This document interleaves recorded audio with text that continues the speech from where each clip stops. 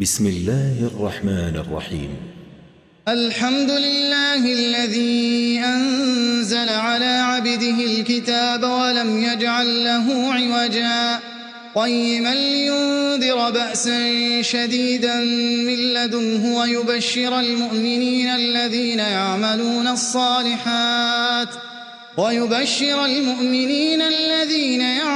الصالحات أن لهم أجرا حسنا ماكثين فيه أبدا وينذر الذين قالوا اتخذ الله ولدا ما لهم به من علم ولا لآبائهم كبرت كلمة تخرج من أفواههم إن يقولون إلا كذبا فلعلك باخع نفسك على آثارهم إن لم يؤمنوا بهذا الحديث أسفا إنا جعلنا ما على الأرض زينة لها لنبلوهم أيهم أحسن عملا وإنا لجاعلون ما عليها صعيدا جرزا أم حسبت أن أصحاب الكهف والرقيم كانوا من آياتنا عجبا إذ أوى الفتية إلى الكهف فقالوا ربنا آتنا من لدنك رحمة وهيئ لنا من أمرنا رشدا فضربنا على آذانهم في الكهف سنين عددا ثم بعثناهم لنعلم أي الحزبين أحصى لما لبثوا أمدا نحن نقص عليك نبأهم بالحق إنهم فتية آمنوا بربهم وزدناهم هدى وربطنا على قلوبهم إذ قاموا فقالوا ربنا رب السماوات والأرض لن ندعو من دونه إلها لقد قلنا إذا شططا هؤلاء قوم اتخذوا من دونه آلهة لولا يأتون عليهم بسلطان بين فمن أظلم ممن افترى على الله كذبا وإذ اعتزلتموهم وما يعبدون إلا الله فأووا إلى الكهف ينشر لكم ربكم من رحمته ويهيئ لكم من أمركم مرفقا وترى الشمس إذا طلعت تزاور عن كهفهم ذات اليمين وإذا غربت تقرضهم ذات الشمال وهم في فجوة منه ذلك من آيات الله من يهد الله فهو المهتد ومن يضلل فلن تجد له وليا مرشدا وتحسبهم أيقاظا وهم رقود ونقلبهم ذات اليمين وذات الشمال وكلبهم باسط ذراعيه بالوصيد لو اطلعت عليهم لوليت منهم فرارا ولملئت منهم رعبا وكذلك بعثناهم ليتساءلوا بينهم قال قائل منهم كم لبثتم قالوا لبثنا يوما أو بعض يوم قالوا ربكم أعلم بما لبثتم فابعثوا أحدكم بورقكم هذه إلى المدينة فلينظر أيها أزكى طعاما فليأتكم برزق منه وليتلطف ولا يشعرن بكم أحدا إنهم إن يظهروا عليكم يرجموكم أو يعيدوكم في ملتهم ولن تفلحوا إذن أبدا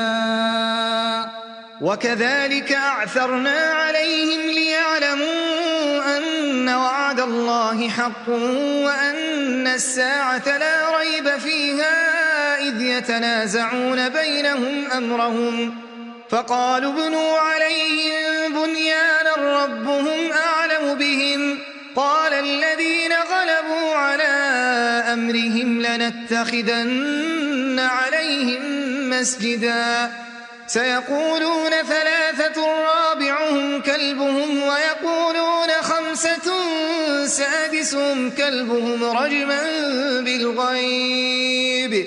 ويقولون 7 وثامنهم كلبهم قل ربي أعلم بعدتهم ما يعلمهم إلا قليل فلا تمار فيهم إلا مراء ظاهرا ولا تستفت فيهم منهم أحدا ولا تقولن لشيء إني فاعل ذلك غدا إلا أن يشاء الله واذكر ربك إذا نسيت وقل عسى أن يهديني ربي لأقرب من هذا رشدا ولبثوا في كهفهم 300 سنين وازدادوا 9 قل الله أعلم بما لبثوا له غيب السماوات والأرض أبصر به وأسمع ما لهم من دونه من ولي ولا يشرك في حكمه أحدا واتل ما أوحي إليك من كتاب ربك لا مبدل لكلماته ولن تجد من دونه ملتحدا واصبر نفسك مع الذين يدعون ربهم بالغداة والعشي يريدون وجهه ولا تعد عيناك عنهم تريد زينة الحياة الدنيا ولا تطع من أغفلنا قلبه عن ذكرنا واتبع هواه وكان أمره فرطا وقل الحق من ربكم فمن شاء فليؤمن ومن شاء فليكفر إنا أعتدنا للظالمين نارا أحاط بهم سرادقها وإن يستغيثوا يغاثوا بماء كالمهل يشوي الوجوه بئس الشراب وساءت مرتفقا إن الذين آمنوا وعملوا الصالحات إنا لا نضيع أجر من أحسن عملا أولئك لهم جنات عدن تجري من تحتهم الأنهار يحلون فيها من أساور من ذهب ويلبسون ثيابا خضرا من سندس واستبرق متكئين فيها على الأرائك نعم الثواب وحسنت مرتفقا واضرب لهم مثل الرجلين جعلنا لأحدهما جنتين من أعناب وحففناهما بنخل وجعلنا بينهما زرعا كلتا الجنتين آتت أكلها ولم تظلم منه شيئا وفجرنا خلالهما نهرا وكان له ثمر فقال لصاحبه وهو يحاوره أنا أكثر منك مالا وأعز نفرا ودخل جنته وهو ظالم لنفسه قال ما أظن أن تبيد هذه أبدا وما أظن الساعة قائمة ولئن رددت إلى ربي لأجدن خيرا منها منقلبا قال له صاحبه وهو يحاوره أكفرت بالذي خلقك من تراب ثم من ثم من نطفة ثم سواك رجلا لكن هو الله ربي ولا أشرك بربي أحدا ولولا إذ دخلت جنتك قلت ما شاء الله لا قوة إلا بالله إن ترني أنا أقل منك مالا وولدا فعسى ربي أن يؤتيني خيرا من جنتك ويرسل عليها حسبانا من السماء فتصبح صعيدا زلقا أو يصبح ماؤها غورا فلن تستطيع له طلبا وأحيط بثمره فأصبح يقلب كفيه على ما أنفق فيها وهي خاوية على عروشها ويقول يا ليتني لم أشرك بربي أحدا ولم تكن له فئة ينصرونه من دون الله وما كان منتصرا هنالك الولاية لله الحق هو خير ثوابا وخير عقبا واضرب لهم مثل الحياة الدنيا كماء أنزلناه من السماء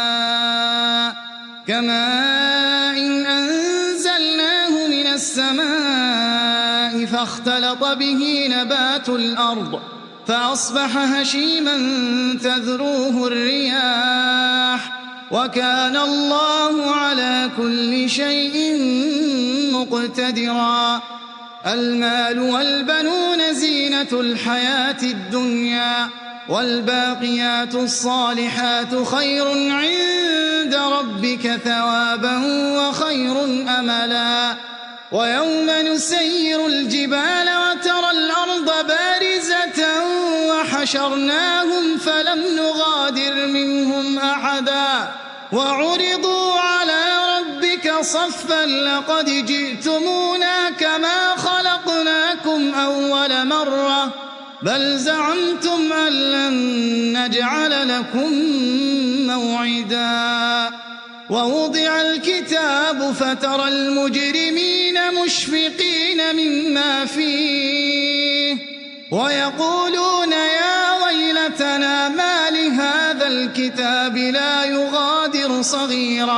لا يغادر صغيرة ولا كبيرة إلا أحصاها ووجدوا ما عملوا حاضرا ولا يظلم ربك أحدا وإذ قلنا للملائكة اسجدوا لآدم فسجدوا إلا إبليس كان من الجن ففسق عن أمر ربه أفتتخذونه وذريته أولياء من دوني وهم لكم عدو بئس للظالمين بدلا ما أشهدتهم خلق السماوات والأرض ولا خلق أنفسهم وما كنت متخذ المضلين عضدا ويوم يقول نادوا شركائي الذين زعمتم فدعوهم فلم يستجيبوا لهم وجعلنا بينهم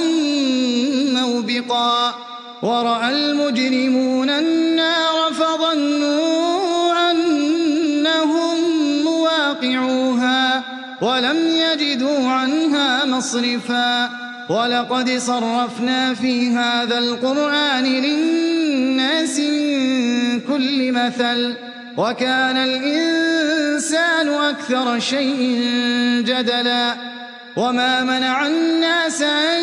يؤمنوا إذ جاءهم الهدى ويستغفروا ربهم إلا أن تأتيهم سنة الأولين أو يأتيهم العذاب قبلا وما نرسل المرسلين إلا مبشرين ومنذرين ويجادل الذين كفروا بالباطل ليدحضوا به الحق واتخذوا آياتي وما أنذروا هزوا ومن أظلم ممن ذكر بآيات ربه فأعرض عنها ونسي ما قدمت يداه إنا جعلنا على قلوبهم أكنة أن يفقهوا وفي آذانهم وقرا وإن تدعهم إلى الهدى فلن يهتدوا إذن أبدا وربك الغفور ذو الرحمة لو يؤاخذهم بما كسبوا لعجل لهم العذاب بل لهم موعد لن يجدوا من دونه موئلا وتلك القرى أهلكناهم لما ظلموا وجعلنا لمهلكهم موعدا وإذ قال موسى لفتاه لا أبرح حتى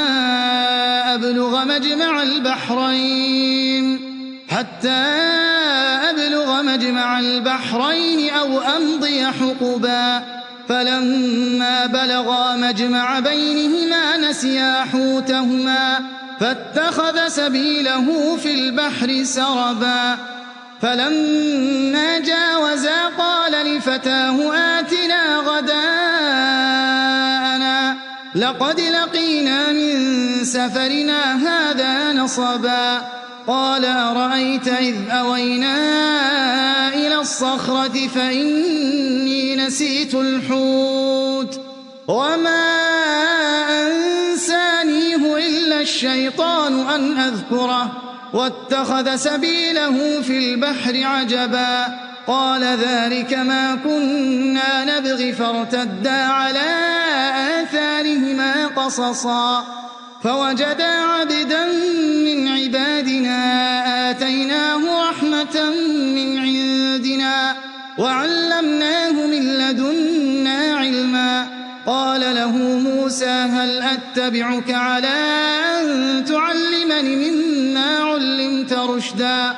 قال إنك لن تستطيع معي صبرا وكيف تصبر على ما لم تحط به خبرا قال ستجدني إن شاء الله صابرا ولا أعصي لك أمرا قال فإن اتبعتني فلا تسألني عن شيء حتى أحدث لك منه ذكرا فانطلقا حتى إذا ركبا في السفينة خرقها قال خرقتها لتغرق أهلها لقد جئت شيئا إمرا قال ألم أقل إنك لن تستطيع معي صبرا قال لا تؤاخذني بما نسيت ولا ترهقني من أمري عسرا فانطلقا حتى إذا لقيا غلاما فقتله قال أقتلت نفسا زكية بغير نفس لقد جئت شيئا نكرا قال ألم أقل لك إنك لن تستطيع معي صبرا قال إن سألتك عن شيء بعدها فلا تصاحبني قد بلغت من لدني عذرا فانطلقا حتى إذا أتيا أهل قرية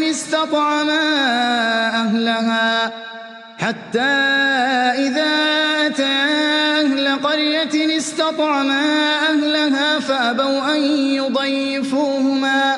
فوجدا فيها جدارا يريد أن ينقض فأقامه قال لو شئت لاتخذت عليه أجرا قال هذا فراق بيني وبينك سأنبئك بتأويل ما لم تستطع عليه صبرا أما السفينة فكانت لمساكين يعملون في البحر فأردت أن أعيبها وكان وراءهم ملك يأخذ كل سفينة غصبا وأما الغلام فكان أبواه مؤمنين فخشينا أن يرهقهما طغيانا وكفرا فأردنا أن يبدلهما ربهما خيرا منه زكاة وأقرب رحما وأما الجدار فكان لغلامين يتيمين في المدينة وكان تحته كنز لهما وكان أبوهما صالحا فأراد ربك أن يبلغا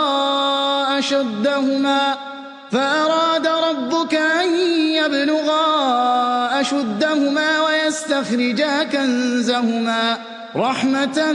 من ربك وما فعلته عن أمري ذلك تأويل ما لم تسطع عليه صبرا ويسألونك عن ذي القرنين قل سأتلو عليكم منه ذكرا إنا مكنا له في الأرض وآتيناه من كل شيء سببا فأتبع سببا حتى إذا بلغ مغرب الشمس وجدها تغرب في عين حمئة ووجد عندها قوما قلنا يا ذا القرنين إما أن تعذب وإما أن تتخذ فيهم حسنا قال أما من ظلم فسوف نعذبه ثم يرد إلى ربه فيعذبه عذابا نكرا وأما من آمن وعمل صالحا فله جزاء الحسنى وسنقول له من أمرنا يسرا ثم أتبع سببا حتى إذا بلغ مطلع الشمس وجدها تطلع على قوم لم نجعل لهم من دونها سترا كذلك وقد أحطنا بما لديه خبرا ثم أتبع سببا حتى إذا بلغ بين السدين وجد من دونهما قوما لا يكادون يفقهون قولا قالوا يا ذا القرنين إن يأجوج ومأجوج مفسدون في الأرض فهل نجعل لك خرجا على أن تجعل بيننا وبينهم سدا قال ما مكني فيه ربي خير فأعينوني بقوة أجعل بينكم وبينهم ردما آتوني زبر الحديد حتى إذا ساوى بين الصدفين قال انفخوا حتى إذا جعله نارا قال آتوني أفرغ عليه قطرا فما استطاعوا أن يظهروه وما استطاعوا له نقبا قال هذا رحمة من ربي فإذا جاء وعد ربي جعله دكا وكان وعد ربي حقا وتركنا بعضهم يومئذ يموج في بعض ونفخ في الصور فجمعناهم جمعا وعرضنا جهنم يومئذ للكافرين عرضا الذين كانت أعينهم في غطاء عن ذكري وكانوا لا يستطيعون سمعا أفحسب الذين كفروا أن يتخذوا عبادي من دوني أولياء إنا أعتدنا جهنم للكافرين نزلا قل هل ننبئكم بالأخسرين أعمالا الذين ضل سعيهم في الحياة الدنيا وهم يحسبون أنهم يحسنون صنعا أولئك الذين كفروا بآيات ربهم ولقائه فحبطت أعمالهم فلا نقيم لهم يوم القيامة وزنا ذلك جزاؤهم جهنم بما كفروا واتخذوا آياتي ورسلي هزوا إن الذين آمنوا وعملوا الصالحات كانت لهم جنات الفردوس نزلا خالدين فيها لا يبغون عنها حولا قل لو كان البحر مدادا لكلمات ربي لنفد البحر قبل أن تنفد كلمات ربي ولو جئنا بمثله مددا قل إنما أنا بشر مثلكم يوحى إلي أنما إلهكم إله واحد فمن كان يرجو لقاء ربه فليعمل عملا صالحا ولا يشرك بعبادة ربه أحدا